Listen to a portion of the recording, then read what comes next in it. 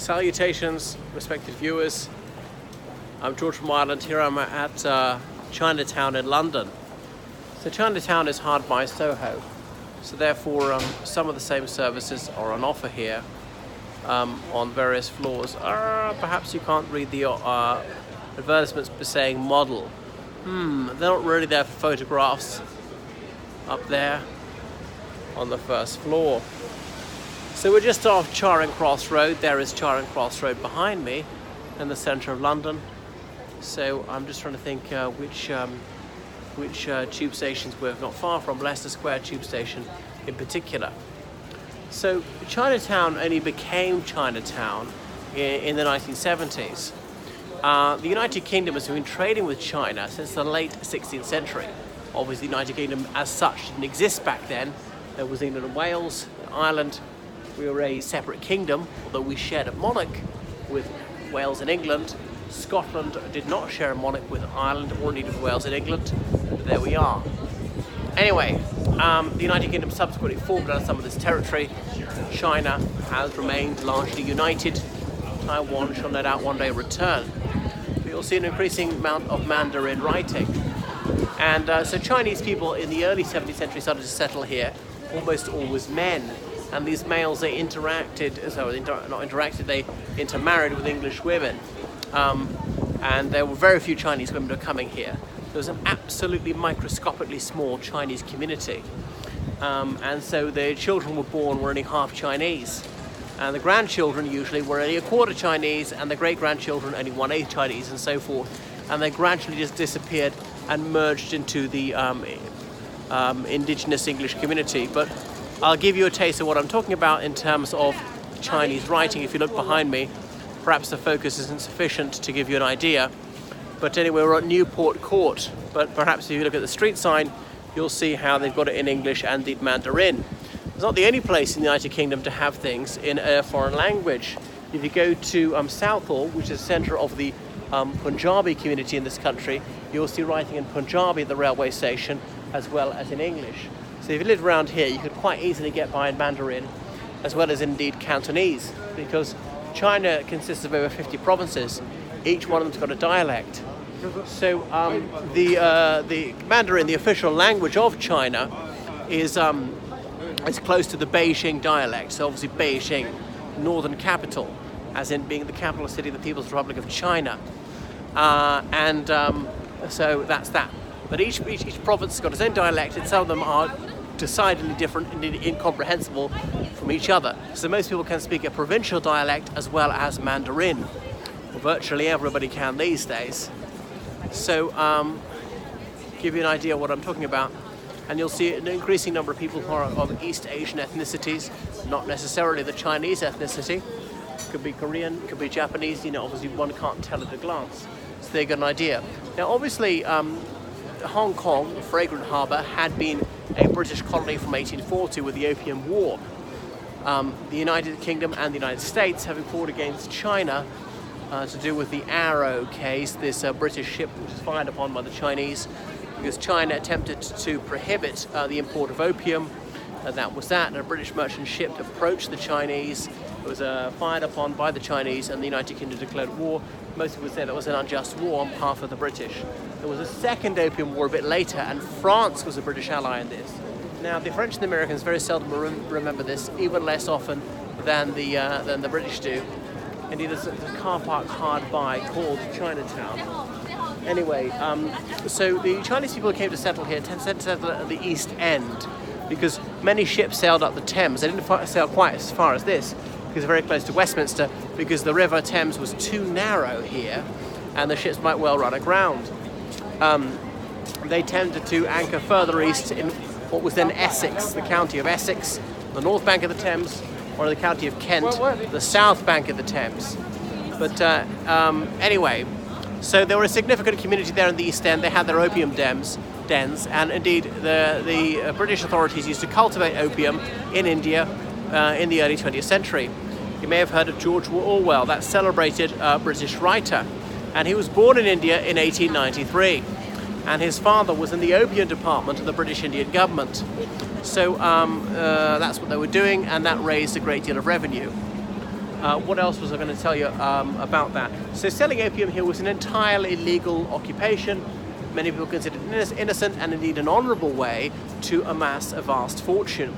One of the few voices against opium in the 19th century was William Ewart Gladstone, the Liberal Prime Minister, though he didn't manage to have it prohibited because his sister had become addicted to chasing the dragon.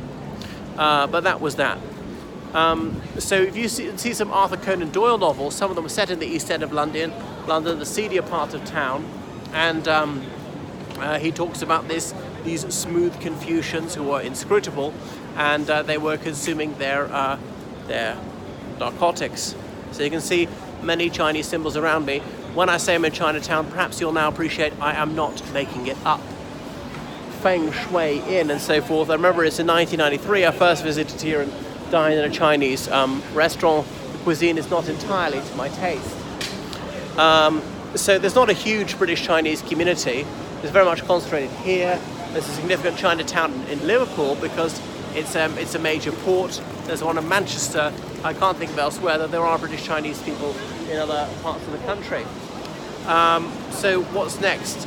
Obviously, China was in terrible turmoil through much of the 19th century with the Taiping Rebellion. Now, a lot of people don't realise this, but in terms of the world's population, that was the bloodiest conflict of all. This Christian fundamentalist sect, with believing that their leader was the Messiah, fighting, and General Charles Gordon, a Britisher, was hired by the Emperor of China to fight against them. So he went out there in the 1860s, a fact which is largely unknown in this country nowadays. And anyway, so he wore traditional Chinese clothing, and he had his so-called ever-victorious army. But what else about Chinese Gordon? He was not actually Chinese, he commanded Chinese troops. He was a Christian fundamentalist. He insisted on treating captured prisoners humanely, hoping the word would get about that if you surrendered to him, you would be treated decently. Now, the Chinese at the time largely did not do individuality, and they considered there to be collective familial responsibility.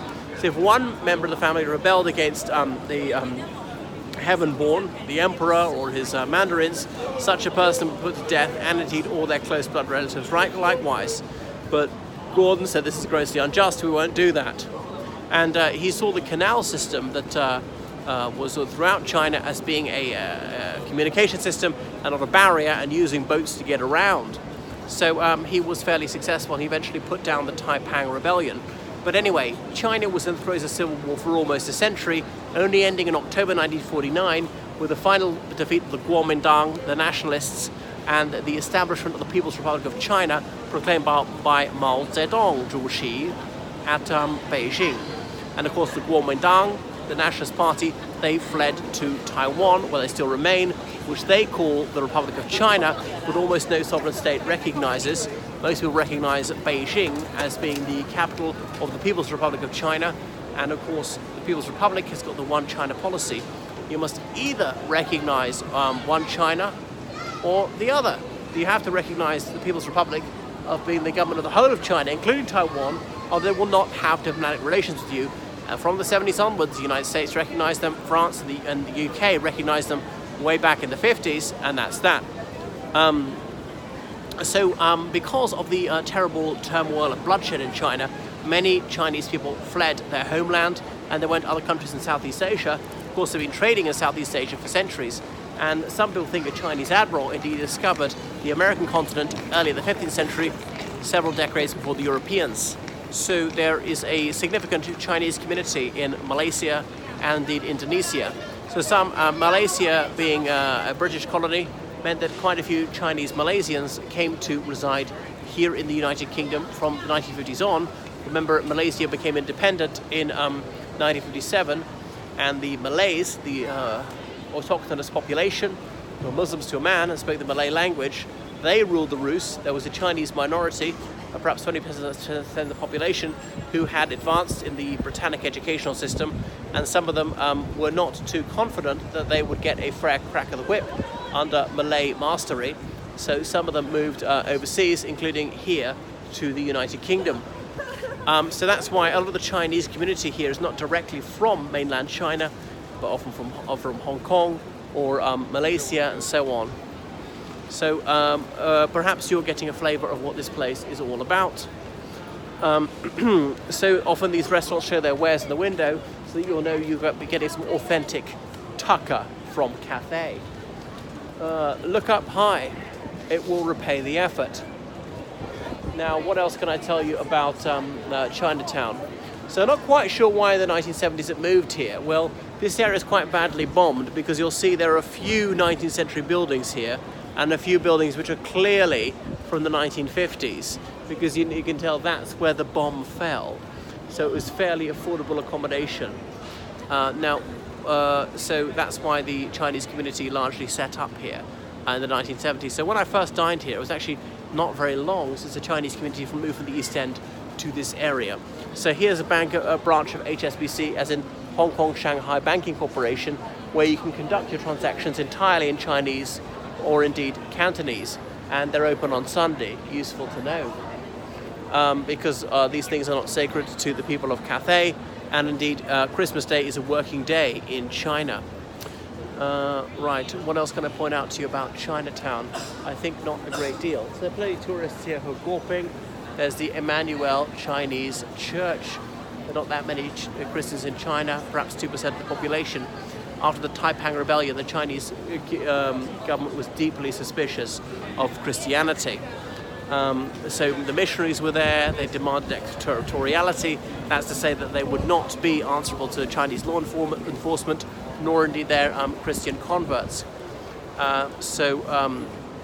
Eric Liddell was there. Remember, if you've seen Chariots of Fire, that 1981 film with Ian Charleston as one of the stars. There was a British athlete who in the 1924 Brussels Olympics picked up various gold medals. He was a Christian fundamentalist. He later went to China as a missionary, bringing the gospel to what he saw as the benighted heathen. But anyway, when the Japanese invaded China, he was interned, and he did what he could to alleviate suffering. And there were some wealthy businessmen he discovered were having eggs brought in, so he shamed them into sharing these eggs. In various disputes he was trusted to arbitrate because both sides believed that he would not be partisan. Anyway, he contracted an illness. His life could have been quite easily saved if he'd been released and given decent medical treatment, but he was not. So he died in 1945, just before the end of the war, at the relatively early age of 43. That's Eric Liddell. But after the Second World War, there was the Chinese Civil War, which drew to a conclusion, and of course the communists were blessed with victory. And once they triumphed, they said no more Christian Protestantization. Now, Christianity has been allowed to exist openly since the 1990s, but there's obviously the confessing church, that church which cooperates with the authorities of the People's Republic of China. Those which do not have to exist underground. Vatican City, that's to say the headquarters of the Catholic Church, is one of the only states which doesn't recognize the People's Republic of China, indeed recognizes the Republic of China. That's Taiwan to you and me. So obviously that does not make for cordial relations with the Chinese government. So perhaps I've given it a little bit of a flavor. Now, the president of China, Xi, he came on a state visit here to the United Kingdom not very long ago. Of course, it is the Middle Kingdom. As Napoleon said, when China wakes, the world will tremble. Whilst China has very much awoken, and China represents something like 20% of the world's population. And that's why, we may tremble. You see a little gate there, opened by Prince Andrew some years ago. So because of the sheer economic might of China, with its gigantic population, the world is obliged to take note of China. And with Brexit upcoming, the United Kingdom needs to strike trade deals with all sorts of countries, including them China. So the UK is not in such a strong position, and therefore has to turn Nelson's eye to human rights abuses and so on. Huawei, this Chinese telecommunications conglomerate, is being allowed to provide various services here. The United States is lobbying very hard for the UK not to purchase such services, saying that will simply facilitate Chinese espionage, and the United States will therefore be more reluctant to share secrets with the UK, in the belief that many of these will then be intercepted by the Chinese. So perhaps you got something of a taste of Chinatown. I haven't quite shown you quite all of it, shown you most of it. And Chinatown is not just about people from China or Chinese descent, but people from East Asia in general. There's a Japanese restaurant here, there are a couple of Korean ones, And this is a little bit about what Chinatown is like, and it's not that even that busy at the moment. Waxy's little sister is the pub called Waxy O'Connor. So I'll show you another Chinese restaurant. It's getting tedious, I think you get the idea. So do people do anything here but dine and drink? Perhaps not. Okay, about closer up we see a very classic Chinese gate. There we are. So this is just off Soho. Now, what else can I say about Chinatown? Coming onto another street with many more restaurants. I see a Korean flag there, and there are various so-called models offering their adult services in some of the upper floors. Right, perhaps that's just about enough. I might indeed switch it off now. And you have got a notion of what Chinatown is like.